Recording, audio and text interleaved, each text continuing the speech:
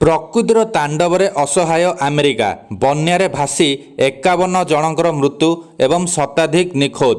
ଆସନ୍ତୁ ଜାଣିବା ଏହାର ସର୍ବିଶେଷ ଖବର ବିଷୟରେ। ବନ୍ୟାରେ ଅସହାୟ ଆମେରିକା। ପ୍ରବଳ ବର୍ଷା ପରେ ଉପୁଜିଥିବା ବନ୍ୟା ସ୍ଥିତି ଏବେ ଭୟଙ୍କର ହେଲାଣି ଯେ ଧନଜୀବନ ମଧ୍ୟ ନଷ୍ଟ ହେଲାଣି। ଇତିମଧ୍ୟରେ ବନ୍ୟାରେ 51 ଜଣଙ୍କର ମୃତ୍ୟୁ ହେଲାଣି। ମୃତକଙ୍କ ମଧ୍ୟରେ 15 ଜଣ ଶିଶୁ ବି ଅଛନ୍ତି। ଗ୍ୱାଡାଲୁପ୍ ନଦୀରେ ପ୍ରବଳ ବନ୍ୟା ଆସିବା ପରେ ଏଭଳି ସ୍ଥିତି ଉପୁଜିଛି। ସବୁଠାରୁ ବଡ଼ କଥା ହେଉଛି ନଦୀରେ ହଠାତ୍ ବନ୍ୟା ମାଡ଼ି ଆସିବାରୁ ଏକ କ୍ୟାମ୍ପ କରି ରହିଥିବା 27 ଜଣ ଯୁବତୀ ନିଖୋଜ ଅଛନ୍ତି। ସମର କ୍ୟାମ୍ପ ପକାଇଥିବା ବେଳେ ପ୍ରକୃତିର କରାଳ ରୂପ ଆଗରେ ସେମାନେ ଫସି ଯାଇଛନ୍ତି। ପାଖାପାଖି 850 ଜଣଙ୍କୁ ବନ୍ୟାରୁ ଉଦ୍ଧାର କରାଗଲାଣି। ଆମେରିକାରେ ବନ୍ୟାର ତାଣ୍ଡବ ଜାରି ରହିଥିବା ବେଳେ ଟେକ୍ସାସରେ ପାଣିର ପ୍ରଳୟ ପାଇଁ ହାହାକାର ଖେଳି ଯାଇଛି।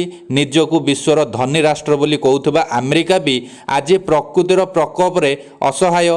ଭୀଷଣ ବନ୍ୟାରେ ଏଯାଏଁ 51 ଜଣଙ୍କର ମୃତ୍ୟୁ ହୋଇଯାଇଥିବା ବେଳେ ଅନେକଙ୍କର ପତ୍ତା ମିଳୁନାହିଁ। ଏହାସହ ଲୋକ ବାସହୀନ ହୋଇପଡ଼ିଛନ୍ତି। ଆମେରିକାର 2ଟି ରାଜ୍ୟ ଟେକ୍ସାସ ଓ କେବିଲର ଅନେକ ଅଞ୍ଚଳ ବନ୍ୟା ପାଣିରେ ବୁଡ଼ି ରହିଛି। ମାସକର ବର୍ଷା କିଛି ମାତ୍ର ଘଣ୍ଟାରେ ହୋଇଛି। ଫଳରେ ଏଠାରେ ଭୟଙ୍କର ବନ୍ୟା ସ୍ଥିତି ସୃଷ୍ଟି ହୋଇଛି। ଗ୍ୱାଡାଲୁପ୍ ନଦୀରେ ବନ୍ୟା ଜଳ ବିପଦ ସଂକେତ ଉପରେ ପ୍ରଭାବିତ ହେଉଛି। ନଦୀର ଜଳ 29 ଫୁଟ ଯାଏଁ ବୃଦ୍ଧି ପାଇଛି।